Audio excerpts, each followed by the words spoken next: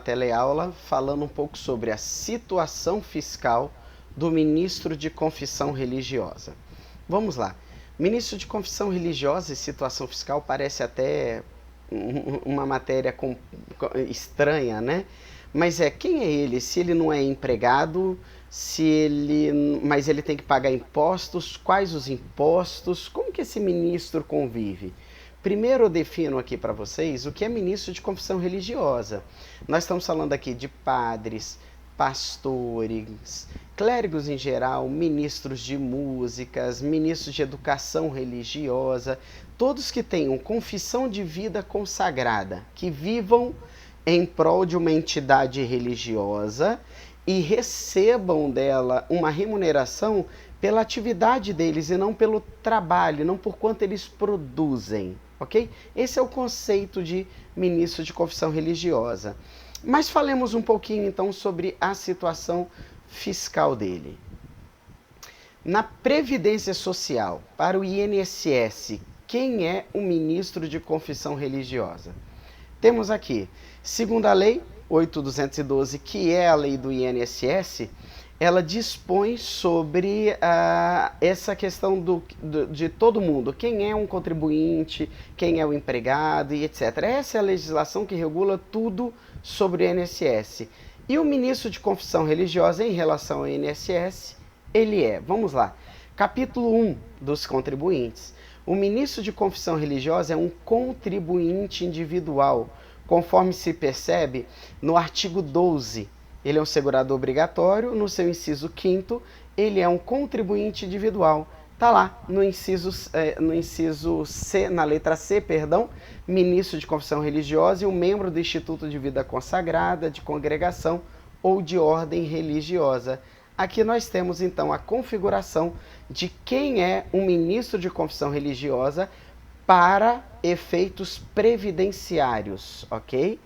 Muito simples, direto, objetivo, fica fácil fazermos esse resumo. Ele é um segurado no regime geral da Previdência Social. Ele é um contribuinte individual, ou seja, ele contribui espontaneamente, voluntariamente, sobre o que ele autodeclara que recebe, ok? E no caso específico do auxílio emergencial deste ano, da pandemia, nós estamos em 2020, então por ele ser um segurado do regime da Previdência Social e um contribuinte individual, ele também é eletivo a receber aquele auxílio de 3 meses de R$600 do governo federal. Eu digo eletivo porque tem outras regras lá que podem excluí-lo, como o valor da renda familiar e etc. Mas, como contribuinte individual e pertencente ao regime geral da Previdência Social, ele já seria eletivo àquele benefício. Esse é o primeiro cenário. Um segundo aspecto, também ainda no aspecto do INSS, da Previdência Social, é como fica a igreja. Nós falamos até aqui sobre o ministro, ele é um contribuinte individual, ok. Mas e a igreja? Ela contribui?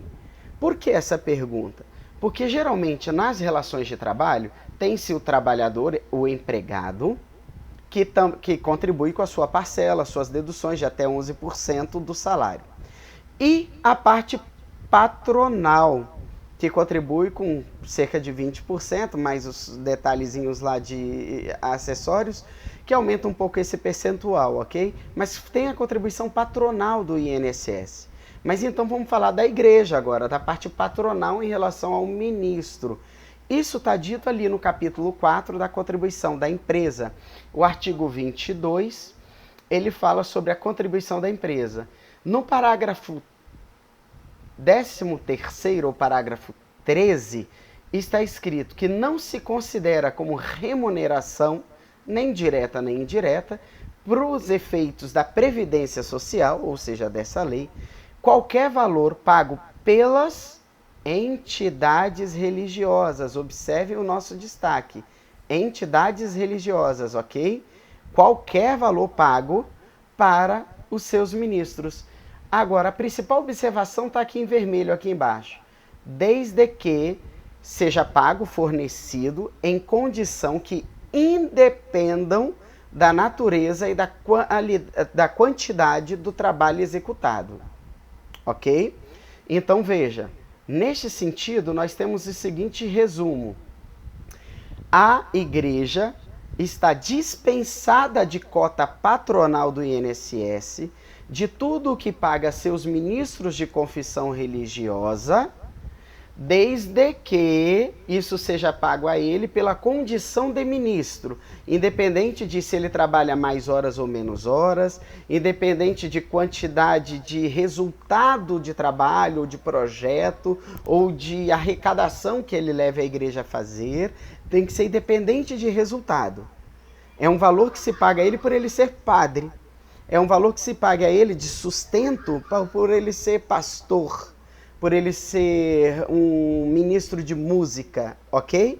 Se esse valor é feito nesta condição, segundo o artigo 22 da lei do INSS, que a gente já falou agora há pouco, que é a lei, estou voltando um pouquinho aqui, que é a lei 8.212, ok? Então, no artigo 22, no parágrafo 13º, as igrejas estão dispensadas desta cota patronal. Isso é completamente legal. Não é discutível, não é jurisprudência, não é nada. Está na lei, conforme podem perceber aqui, ok? Seguindo um pouco mais, nós temos o parágrafo 14, que diz que para a interpretação do 13, ok? Temos que levar em conta os seguintes incisos, 1 e o 2. O inciso 1 diz que os critérios informadores de valores despendidos pelas entidades religiosas, aí ele vai definindo quem são, não são taxativos, e sim explicativos. O que esse parágrafo 14 está fazendo aqui? Ele é até de 2015, salvo engano.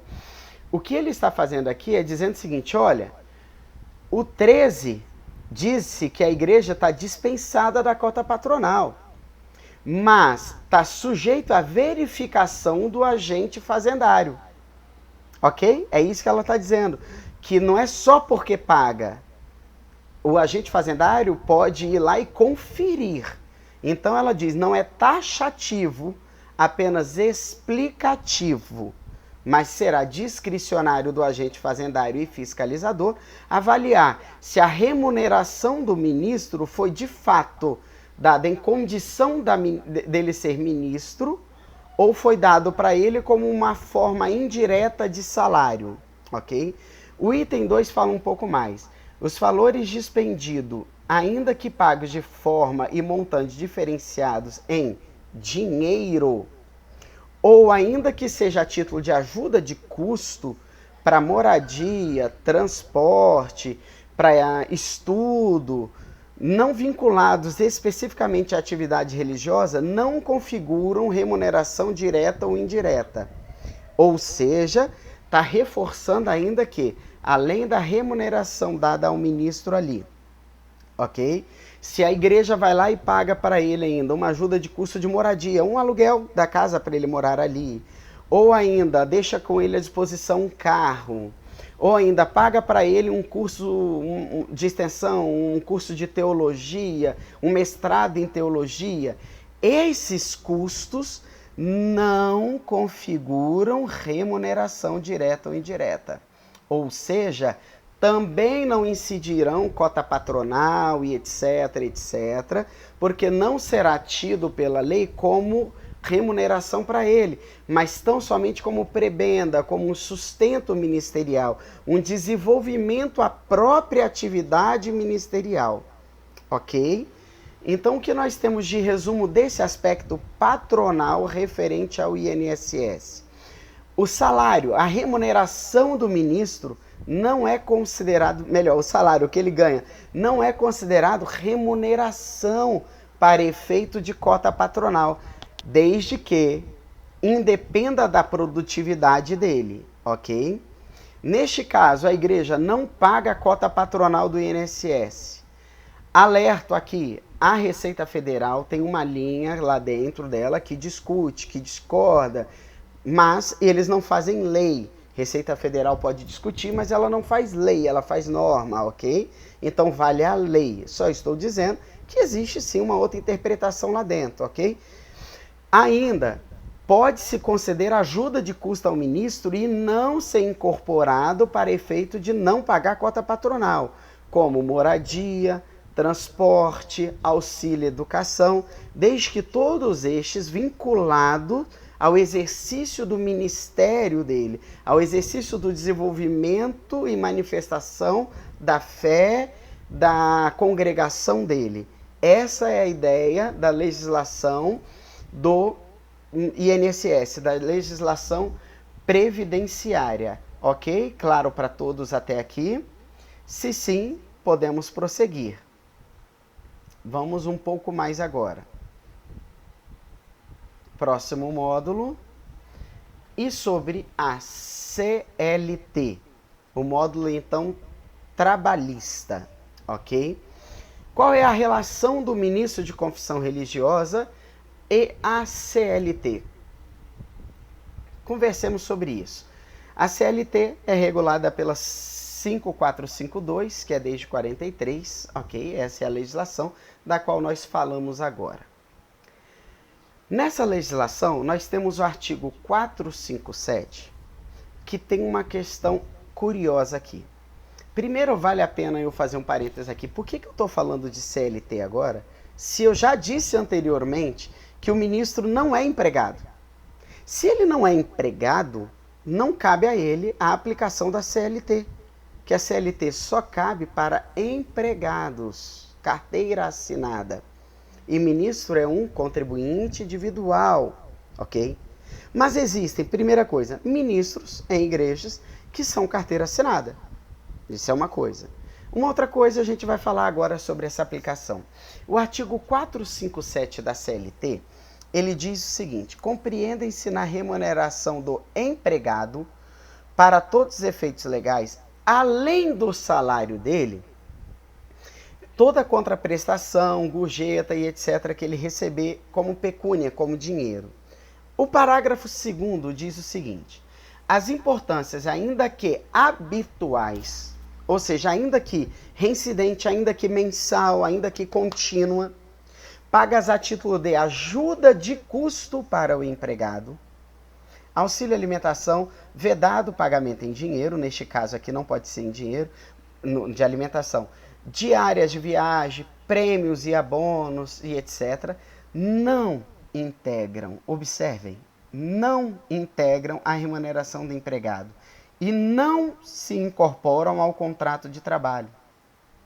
Então, o artigo 457, no parágrafo 2º da CLT, ele diz que não constitui base de incidência de qualquer encargo trabalhista e previdenciário a ajuda de custo dada ao seu empregado a título de alimentação, se não for em dinheiro, a alimentação tem que ser naquelas formas de ticket, mas em dinheiro pode ser dado diária para viagem, prêmios, abonos, mesmo reincidentes, não serão considerados para nenhum encargo trabalhista e nem previdenciário. Ou seja, não incidirá nem FGTS, não incidirá férias, abono de férias e nem 13º ou outras rubricas sobre este tipo de ajuda de custo dado ao empregado, ok? Seja ele da eclesia, de uma igreja, ou não. A CLT está falando sobre empregados, ok? Então, a Receita Federal também tem toda uma linha e um grupo que discute isso, que entende que isso é salário indireto, que deveria ser tributado sim, etc. Volto a dizer, a Receita Federal não faz lei, ela faz norma, ela pode discutir, mas também pode perder porque não é ela que determina a lei. A lei é clara, está escrita aí. Mas cabe a ela a interpretação do como foi feito aquilo, ok? Então, desta forma, aquele ministro, já que estamos falando de ministro, que for empregado, ele pode receber uma ajuda de custo, inclusive contínua, ok? E que isso não integrará, será considerado indenizatório, é uma espécie disso, não vai integrar a remuneração dele para efeito de encargos trabalhistas e previdenciários. Gravem essa frase, porque para frente nós vamos falar de outros impostos. Não integrará para qualquer cargo trabalhista e previdenciário, ok? Certo? Fizemos então esse resumo. Não tem nem INSS, nem FGTS, não entra para férias, abonos, aposentadoria e etc. Essa ajuda de custo não compõe nenhum encargo trabalhista ou previdenciário e nenhum outro benefício também, trabalhista ou previdenciário. Mas falamos somente desses dois itens, ok? Passamos então para a próxima etapa agora, fiscal, sobre o ministro, que é o imposto de renda. Por isso eu fiz o parênteses na lei anterior, que ele era da CLT, sobre o empregado, ele falava, a ajuda de custo não incorpora para efeitos trabalhistas e previdenciários, mas ele pode e é interpretado como incorporado para efeito de renda, ok? Então estão percebendo que existem leis diferentes que regulam coisas diferentes? Para efeito do imposto de renda, o que nós temos? O decreto 9580 de 2018, que atualizou a lei do imposto de renda, o antigo RIR 99, foi atualizado por essa nova legislação, que regula o imposto de renda. O que nós temos lá no seu capítulo 2º? Dos rendimentos isentos e não tributáveis. São isentos e não tributáveis no artigo 35, para quem usa a lei anterior, o RIR 99, era o artigo 39, ok? Mas na lei atual é o artigo 35. Na sua letra, no seu inciso H, nós temos a ajuda de custo destinada a atender as despesas com transporte, frete ou locomoção do beneficiário e seus familiares, mas somente na hipótese de mudança de cidade, ok? Esta ajuda de custo, ela está isenta e não tributável no imposto de renda. E ainda com um adendo embaixo, sujeita a comprovação posterior, ou seja, ele pode ser chamado a comprovar que essa ajuda de custo financeira que ele recebeu, pecuniária, foi para mudar de cidade, para fazer a mudança dele de cidade a título de trabalho, ou a título de qualquer outra mudança que seja. Então, no caso do ministro de confissão religiosa, ele é chamado lá de Brasília para Vitória no Espírito Santo. Vamos dar um valor para ele, às vezes até um valor alto, que vai pagar o transporte da mobília dele, o valor para pagar passagem de avião e etc., transportando toda a família dele para Vitória, etc, etc. Esse valor despendido com essa mudança pode ser declarado, deve, aliás, no imposto de renda como recebido, mas não será tributável, porque foi para título de transporte e locomoção dele, conforme o artigo 35 da Lei do Imposto de Renda, no seu inciso H. Na linha H, perdão aí os juristas de plantão, ok? Então, em resumo, ele pode não ser, ou não será tributado, mas somente a ajuda de custo para locomoção na mudança de cidade. Vamos então agora fazer um resumo de todo o cenário do que nós falamos? Vamos lá. No primeiro momento nós falamos do INSS, da Previdência Social, ok? Estou voltando às nossas telas. Na Previdência Social, o ministro de confissão religiosa, ele é um contribuinte individual. Ele contribui voluntariamente em cima do que ele autodeclara receber, ok? Perfeito. Com isso, ele ganha alguns direitos e também deveres, conforme qualquer contribuinte e segurado do regime geral da Previdência Social. Ponto. Não é discutível. Ele não é empregado. Desde que a remuneração, o valor que ele receba, conforme o artigo 22 da mesma lei, no seu parágrafo 13, desde que ele receba da igreja, da entidade religiosa, independente de produtividade, independente de horas de trabalho, somente pela sua condição religiosa, pela sua condição de clérigo, ok? Se isso for desconfigurado, ele pode ser entendido como empregado da igreja, e aí então deve-se todos os encargos trabalhistas, aí muda todo o cenário, tá bom? Uma outra questão é trabalhista. Se o ministro for então empregado, ele pode, a lei trabalhista está aí, se ele for empregado, conforme o artigo 457, ele pode receber uma ajuda de custa fixa, mensal, ok? A título de algumas coisas, como auxílio alimentação, diárias de viagens, até como prêmios e abonos, ok? Por produtividade que seja, mas aqui ele é empregado. E esse auxílio, essa ajuda de custo, não será tributável para efeito previdenciário e nem para efeito trabalhista terá consequências. Nem para um lado, nem para o outro. Ele também não terá os benefícios trabalhistas sobre essa verba. Ela será limpinha na mão dele, líquida, ok? Aqui vale a pena eu destacar um problema. Alguns ministros, algumas igrejas, orientaram os ministros a pagar uma parcela do seu valor como ajuda de custo, porque não seria tributável. Mas espera aí. Em qual cenário? Para não ser tributável, ele é empregado, ele tem que estar com a carteira assinada. Ok? E ainda assim, não é tributável em quê? Não é tributável na Previdência Social. Mas ele já não é tributado pela Previdência Social, porque ele é um contribuinte individual. Então, houve uma confusão nessa orientação de onde surgiu isso, que é incabível. A gente precisa tratar o ministro de confissão religiosa, cada qual e cada cenário, em sua lei. Se nós formos falar de ajuda de custo para ministro de confissão religiosa, nós vamos ter que tratá-lo para qual tributo eu estou me referindo. Se é previdenciário, já não tem.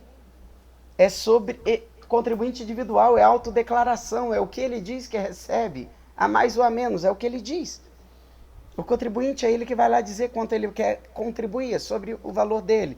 Embora exista uma normativa que deveria ser sobre a totalidade do que ele recebe e etc. Ok? Mas essa totalidade depende se é ajuda de custo. Porque essa lei que eu estou dizendo aqui é para emprego. Ok? E ainda, no caso de ajuda de custo para o ministro, o imposto de renda, que é o principal imposto que hoje incide sobre o ministro de confissão religiosa, cobra imposto sobre ajuda de custo.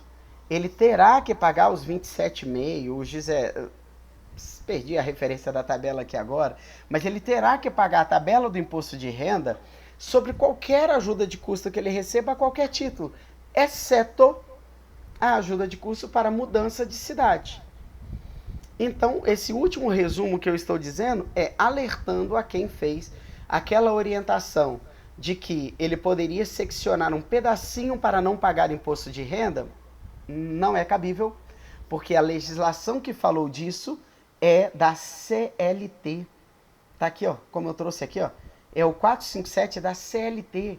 E ainda ela é clara, não incide em cargo trabalhista e previdenciário. Ela não falou de imposto de renda. O imposto de renda é regulado por outra lei, como eu trago aqui agora, ok? Por outra lei, a 9580, e nessa lei, o artigo 35 diz que ele vai pagar sim. sobre ajuda de custo. Tá bom? Então esse resumo dessa aula sobre o aspecto fiscal do ministro de confissão religiosa com esses 3 passos simples. Ele é um contribuinte individual perante a Previdência Social, ok? Ele não é um empregado pela CLT e as ajudas de custos dadas ao ministro de confissão religiosa só são isentas do imposto de renda aquelas para mudança de cidade, transporte, etc. Todas as demais serão tributadas pelo imposto de renda, sim. Elas podem não ser consideradas até para efeito previdenciário, mas serão considerados como renda indireta para efeito de imposto de renda. Espero ter sido claro, fica aqui essa aula fechada para vocês. Em breve falaremos de outros temas para o ministro de confissão religiosa de qualquer credo, porque isso serve para qualquer um ministro de confissão religiosa. Um abraço a vocês, eu deixo aqui com vocês a minha palavra e a identificação também de nossa empresa. Para caso vocês precisem, acesse as nossas redes sociais. Lá no link da bio, eu tenho inclusive os links para a ajuda gratuita, voluntária, para esclarecimentos e tirarmos dúvidas a qualquer tempo, de qualquer une, para qualquer cenário, tá bom? Obrigado pela participação de todos, um abraço.